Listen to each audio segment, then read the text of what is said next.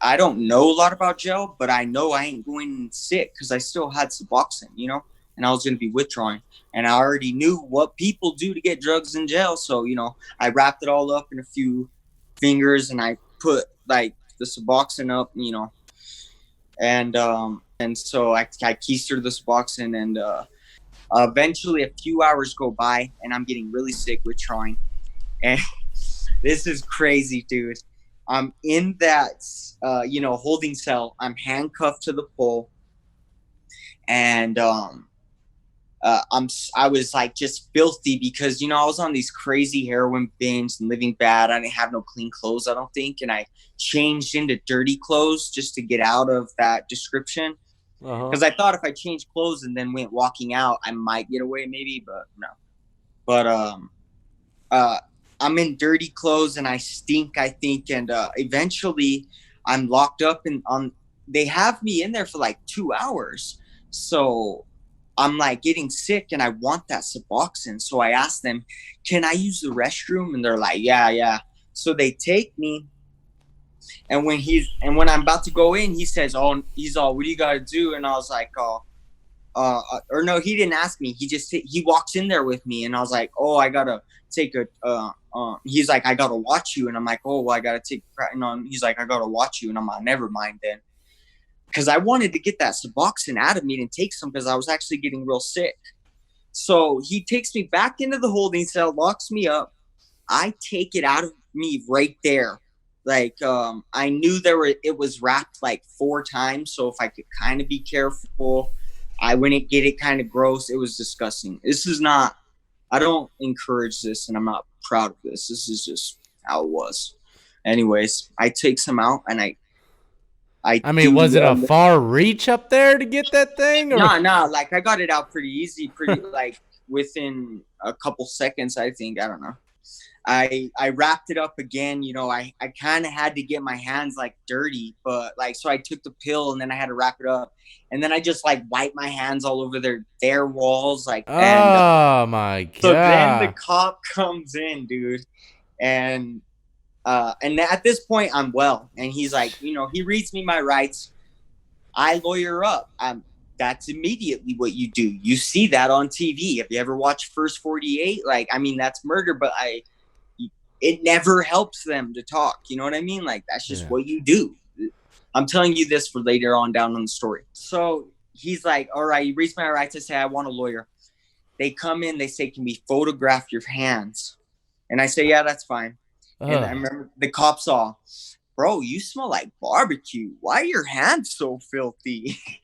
And I just remember thinking, yeah, dude. He's like, man, were you running hard? And I was like, yeah, bro, I was trying to get away. And he's like, shit, you're filthy. Did you eat any barbecue? No, that's just maybe my clothes smell like that. I don't know. I just thought it was jacked up. My hands were like full of shit or something, dude. Yeah. And he's like, you're filthy. Yeah. That's disgusting, man. That was a hell of a story, man, going to prison. What was the initial charges?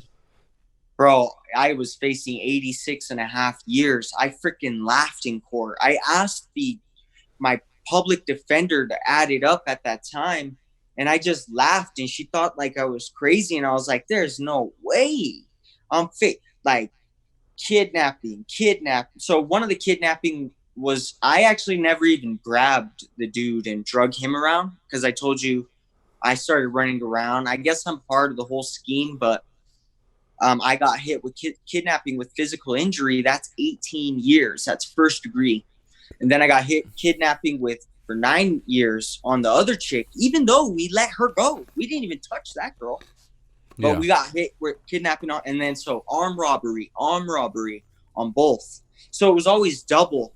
So it ended up being over 86 years. Well, they always do that. They always boof up the charges at first. That was insane. They have to hit every angle, and then they'll lower it down as they go, especially for something like that. See, something like that, it can go either way. A judge could be like, okay, this is just some bullshit went wrong. I mean, did that get brought up in any way that you were just robbing them for drugs? Yeah, like, he even stated that we were there for drugs, but then said, I never sell drugs. I only give some to my friends sometimes. That's what he stated. Yeah, that's the all he drug has to dealer. say. That's They all he didn't has to like say. jam him up at all. They didn't care. He was the victim at that time, I guess. Yeah, that's all that matters. Yeah, he's a victim. Yeah. Uh, All all right, right. man. Well, let's jump out of jail. Let's jump out of the charges. Let's jump into the penitentiary. New Mexico, man. Yeah, Uh, dude. how was that? I mean, did you have any issues going So into there? so eventually I had to plea. I pled out to 5.5 years. I signed for three charges: a third-degree felony, fourth-degree felony, and a 1 year misdemeanor. I signed with a 2 year habitual, meaning if I violated probation, they could give me 2 year habitual plus the 5.5 years, because I was already on probation for selling to that undercover cop. I was only on probation for a month. So I took the plea. We all got probation. All of us screwed up. We all had to go do our time.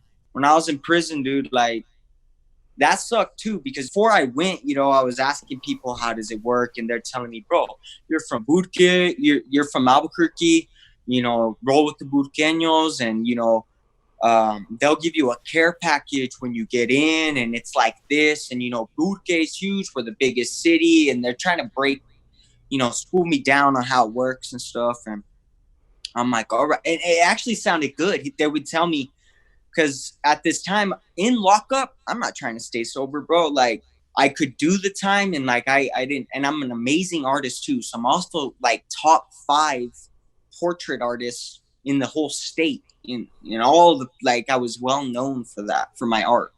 Yeah. Like, I would do a guy's portrait in 2 hours perfect, like the most beautiful thing he ever seen, like super real, like I go do art for the dope dealers. That was the only people I do art for usually.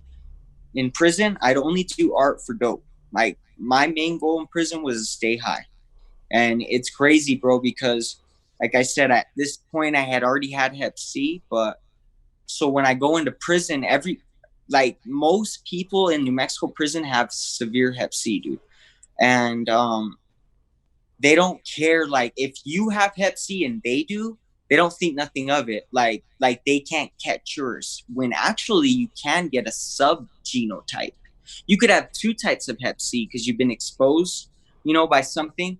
And I would share a needle, dude, every single day that 100 guys would use. Like, it was a real self-hatred type of behavior or something, dude. Like, That's crazy, man. it's real hard to talk about that stuff because of, like, when you think about that type of behavior, what you're Yeah. doing. Yeah. I But mean, well, I do hold that on. every day. Before you get into the dope game in prison, though, I mean, how Yeah. was it? Were you messed with when you came in there? I mean, was it segregated? I mean, who'd you run with? So Did someone come it's up to by you? city in there. It's by city. Basically, it's by city. There are the whites. There's like, there's like ABers, or maybe a little bit of ACers, but there's the Peckerwoods, and you have the blacks, and then you have the cities. So you have Albuquerque is the biggest city in the state. So there's probably more Burqueños than any other gang in the prisons. And then you have Las Cruces is the second biggest, and Albuquerque is more northern part. So all the other little cities in the northern part of the state, if they need backup or if something's going to pop off, Albuquerque will have their back, or they'll roll with Albuquerque. And in the southern part of the state, Cruces is the next biggest city in the whole state, and that's south. So all the southern cities, it's it's the same. Like, if Cruces needs help, the southern cities will roll with Cruces, and if they need help, Cruces will help the southern cities. Because you got What? one guy from one city, but he's from the south, so he could still have Cruces' back. You know And what I all mean? races will join for All the city? races can join from any city if you're wanting to rep that. So if you're from Albuquerque and you don't want to roll with the Buqueños, then you would say, I'm from Albuquerque. Hey, what's up? I'm from Albuquerque. That's it. And when you say Albuquerque, they already know you're just solo. You're just running, like independent, You're just from Yeah. the city. I'm trying to figure out, I mean, So you fell under what? The woodpile? You were Peckerwood? No. So I ran with the Buqueños. Like Oh yeah, that's right. That's right. Yeah, I yeah. was born in Albuquerque. You know, I graduated high school in Albuquerque. Like I've done a lot of years out there. You know, so And what prison I was this in that you started seeing all this stuff? I was told this, like people started schooling me this in jail in MDC. You know, because I got sentenced to prison while in jail. So of course, when you get back, I'm gonna ask people Yeah. what's up. And I had a lot of good people. Like a lot of people already knew me in the jail because I did a year and a half in county. Yeah. From when I robbed that drug dealer, I had to kill the probation from the Suboxone charge. Yeah, yeah, yeah. I didn't, yeah, like, so I had to do that. So that's why I was in county so long. So what was the first prison you went to? So from MDC, they send you to Los Lunas, New Mexico, and you get, pointed there, and you're there for about a month. It can get backed up, and people could be there for 3 months. When I was there, luckily we weren't locked down because it was so flooded. The first day I was there, we didn't get into our bunks or our assigned units, so we stayed in those holding cells, and then they just kind of separated the whole group. So there was only 3 of us at the end in the original holding cell. It was me, another dude, a guy that I knew that he seen me hit too in county. Like he seen me bring a grip of dope in, so he kind of knew I was legit, and he knew I was running with Budke, and he was from Budke, so there was another white guy. We were all from Albuquerque because that was the train that just came there, my whole group. So there was a white guy who's a Peckerwood, but he's from Albuquerque. So he runs Duke City Peckerwood. It's not like a segregated thing. It's just like they'll have Albuquerque's back, even though they're wood. You know what I mean? He got us all high. That's what I was to say. Like right away, I was high the first night I was in prison, Like That's everything crazy. was cool. And so right away, first part I was in, the biggest gang there, Budke. So there's like 6 of us there. So they're considered a gang, or it's basically a gang, but there's no like structure to where, because there was this thing before this called S&M, the New Mexico Syndicate, and S&M ran things for a long time, and like that, all of them got locked down because they all would, I guess at this time, this is just what I've been schooled on, they would charge a 30% tax on all the dope that came into any prison, no matter who you were. It didn't matter. So S&M just got so big in the prisons at one point, like in the 90s, that they just bulldogged and ran everything. So everybody was sick of it, and the cities started rising up. And they're like, all right, well, we're from Roswell, and that's how the city thing kind of formed. And then the Budqueños formed to take down. So there was this massive war for years against the Budqueños and the Syndicate and all the cities, like the Syndicate versus everybody. They're called Sindicatos. And eventually they got all locked down. All the S&Mers got locked down. And Budke is not structured like that to where it's hard for them to lock people down because there's no generals, lieutenants, or like that. It's kind of like there's a big dog in the pod, but he doesn't really run things. So I would ask people, and people would, test you. They'd test me. They tell us, roll this fool out. Like, he's from Albuquerque. He got his watch stolen. He knows who stole the watch, but he won't do anything about it. So because he's from Albuquerque, we gotta kick him out because he's not gonna make Albuquerque look bad. Yeah. Just your typical stuff. You know what I mean? But there was always 2 or 3 of us, so it's not that scary if I got 2 other dudes rolling up on one guy. Yeah, I'm a small white guy, but there's 3 of us. Yeah. So I mean, I've seen so much stuff, dude. I mean, we could talk forever. Do races It's kind together? of a thing. It's kind of a thing. So like I have a real good homie right now. He's gonna get probably a lot of time. He ended up being like this, like second in command, like of the whole whites, like a kid I grew up with. Like he's a real good friend of mine, like a brother, but shoot, yeah, like that's just how he rolled. Like we grew up together, but he went that way and I rolled with Budke, That's just how it went. So But people it's are not that allowed, big. so you can trade and you can play cards with a black guy if you wanted to? Yeah. Okay, Yeah, it's so not it's not segregated like that at all. You can Okay. eat with the blacks. Like there could be a black Budqueño. That wouldn't be Okay, right. okay, okay, okay. See, I heard, honestly, man, almost everything that you've been speaking in this episode about prison, the prison side of it. I honestly don't know too much about any of it because I haven't had anyone on from New On Mexico. next. So, and you know, I mean, the Mexican mafia, they don't run the whole place pretty much.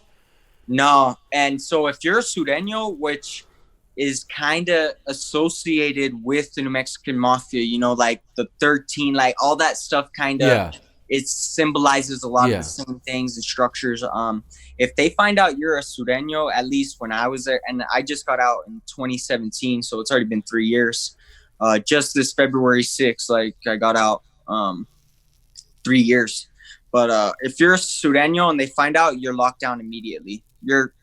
You're on 4 hours a day tier time, 20 hours a day lockdown immediately. Yeah, That's going to be, and you're only with Sureños. That's it. yeah. So you're just in a full Sureño pod. And then it's like, do you want to run solo and just say, so if you're from Roswell, New Mexico, you'd say, I'm from Roswell. But if you want to roll with them, you say, I'm from CTR, Crazy Town, Roswell. Yeah. It's like it has all that type of Yeah. that. It's getting dark over there on your end, man. Super dark, dude. Yeah. Well, here we're not gonna make it too much. Or you got a light? Yeah, you pop. Yeah, I'm trying to get it like a little bit on. Yeah. All right. Well, I'm not gonna make this too much longer. Let me ask you a couple more questions, man. So, well, what's your nationality? So I'm a quarter Navajo and 3/4 white, actually. So that's why I have real high cheekbones and stuff. Yeah. So and I can go to the sweat lodges and everything, like in prison, because my CIB's it's your certificate of Indian birth. I'm registered and stuff, so I could go smoke tobacco every day it's actually only every Saturday. I could go smoke tobacco and all that. Yeah, and so they have sweat lodges out there in New Mexico. Yeah, that's the only way around it. The politics aren't as strong when it comes to the whole segregation. Segregation, no. Let me see. Is there a lot of people getting robbed for canteen or anything like that? Dude, it's nothing like how you hear about, like with Florida. That's a great war zone out there, dude. I'm like, dang. Yeah, I mean, shit, it's a lot like that in Virginia too, man. It ain't nothing but stealing and freaking. Getting your freak on, smoking, and stealing. That's all prison's about that I've seen, and gangs, of course, Bloods, Crips, really. Nobody ever really tested me like that for some reason. Like, for some reason, when I would when I walked in and stuff, people just, I don't know why, but maybe, some things like God or something looking over me. But people, no fights or nothing? Yeah, I got in a couple fights, and then I was in the dope game the entire time. I left withdrawing. That's how strung out everybody is. That's crazy, like, man. I'm withdrawing out of prison. That's how flooded it is. And it's right there in your face, too. Like when you're on the streets, it's down the block but it's right there when you're in prison. And if you want, I don't want to stay clean. I don't even want to be there, if I'm not high. So it was. And you were fueling this whole habit by doing portraits and pictures for drug dealers. My family would look out, send money, and it's $100. The main drug in Mexico is Suboxone. Yeah, that's what people want the most, really. But so you didn't really do anything too extraordinary for it. You had accessibilities for it. The most extreme part of that whole thing was just how dangerously I would live every day, sharing needles with so many people. Getting out and then not testing positive for a second Hep C. I still had that original, and not having, I thought I would have HIV or something, and then just letting that drug addiction run me completely. And every night I'd go to sleep in prison, I'd think about, man, do I have HIV? I think about that every night and then do the same thing, When a month after I hit from Los Lunas, they sent me to Las Cruces, and I was on a 12-hour freaking bus ride because we went all across the state, and I had that black box. I remember that. I don't remember. Somebody was talking about it on your channel recently. A few people have, Like, yeah, black but they box. talk about it like with Con Air and all that. Like they Yeah. do that in New Mexico, period, now because inmates have escaped on transport. Yeah. So everybody has that black box. Well, I had to be like that for 12 hours in that van, like just like this with that. We have our lunch, but you know how you can't turn your wrists. It's freaking crazy. But yeah, after that 12-hour ride, I hit Cruces. And then like a month later, A&E, I guess, showed up, and we all had to sign off. Like, if you didn't want your face to be shown, then they'd blur it, and if you didn't care, then you'd sign off, and everybody signed A&E, off. the television crew. Yeah, well, I guess it was like a subset of theirs. Yeah, because the contract had a different company on it, but it was the same thing. And dude, the girls there were 2 girls, man, on the streets, they're straight up like, like 15, 20, they're just drop dead gorgeous, and they're just walking around the prisons all day, dude. guys And ain't hollering at her. All the guys going crazy. And I had a friend, dude. I have a picture. Oh, so y'all are allowed to do type stuff like that. You could talk to them. You could talk to the film crew. I'm saying you can cat call the girls and stuff like that, COs or nurses. Yeah, it depends. Like if a sergeant were to come in and hear something. No, like I'm talking about the inmates. The inmates ain't gonna get mad at you for doing it. Nah, heck it ain't. It ain't political like that or anything like, you know. I guess it depends on what inmate does it and what inmate hears it. Yeah, really, you know. I mean, did you see a lot of inmates disrespecting the correctional officers? I'd see them disrespect pretty, like, there was a real tiny, skinny, like, she was a young little girl. She was so tiny. Like, they just constantly, like, mess with her, like, hey, baby. And, like, I actually seen that later on. I would see the CO every day when I was locked up. I see her, she'd count me, I'd look at her. She'd like check out my drawings and stuff. But then I watched rookie year when I got out, and I seen how, like, because everybody I was with is on that show too. So like my whole rookie year, I know what you're talking about. Yeah, and some like of the rookies give up and stuff like that. Yeah. So it's I know who you're rookies. Oh my God! And did the girl get reassigned? I think to a different location. They had her out like on the entrance, all on her own. And this was at the Cruces post. That was at the prison I was at. And she wanted to come in and interact with the inmates. So the way that they let her was she worked graveyard and just counted us when we were asleep. She watched us when we slept. So I'd wake up for count and she'd count me. I'd see her every day. And so that's how that girl got in. Man. I know exactly what show you're talking about, I think, man. Yeah. So it's a lot about the rookies, and that's what this show's kind of based on. But they have inmate interviews, and they got a lot of like good friends, like good homies that I kicked it with every day. It's all over the show. Yeah, that's crazy, man. Yeah, they act different though, of course, on the cameras. It's I tell people all the time, man, inmates gonna act up a little bit on camera. They act crazy on those cameras. I'm like, dang, dude, you guys are acting. Ain't nothing like that, man. More quiet. One day I was high as a kite, and so they actually have it on the show because I was trashed, and I went like, whoa, like so the CO counted me, I go like that, whoa, and the A&E got it, dude, and it went all over the TV. They're probably like, this is good. Do it again, man. Do it again. Somebody posted on like on Facebook years ago. Oh, when you're watching A&E show, and then you see your homie from childhood, and they like had me going like that. And I was still locked up at the time, and I was like, what? I was like, yeah, my mom was telling me, she was like, yeah, you just went viral on Facebook. I was like, what? And she was like, yeah, somebody just said that. They just see me going like that, all stupid as a CO. Well, that's cool, man. You definitely have an interesting story, and we haven't talked too much about the prison system, man, because we were talking about your charges and stuff and your stories. Yeah, I got too deep into it, bro. I should have. Yeah, that's how it goes sometimes, you, bro. Like you should have. I should have told you could guide me, or. Well, that's how some people are, man. They just go, and I just let them. But I appreciate you coming on to the show and telling me what you do know about New Mexico prisons, and hopefully this will bring more people my way, because there's a few states out there that I still don't have a good amount of knowledge when it comes to gang life and stuff like that in there. But I appreciate you coming on the show. Do you have any kind of shout outs or anything you'd like to say before we dip on out?